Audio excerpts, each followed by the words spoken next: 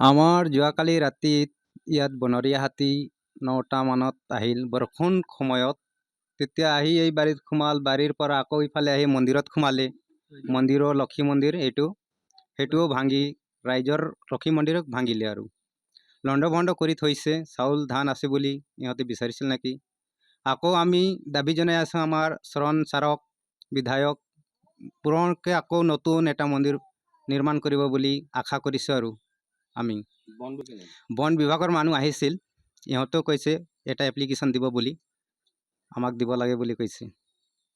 মানুহকতো ক্ষতি কৰা নাই, একো কৰা নাই। তো নাৰিকল গছ এনে 4টামান ভাঙিছে, আকৌ তামোল গছ ইফালে 6টামান ভাঙিছে।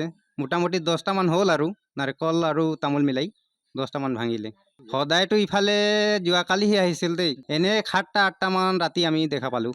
এতিয়া এইটো এই নদী চাইডৰ পৰা আহে, জংঘল আছে যে ধনশিৰি নদী ফালে, সেইটো জংঘল পৰা ওলাই আহে আৰু ৰাতি ইফালে গাঁৱত উঠি আহে। অৰুণাচলৰ পৰা আহে? অৰুণাচলৰে হয়।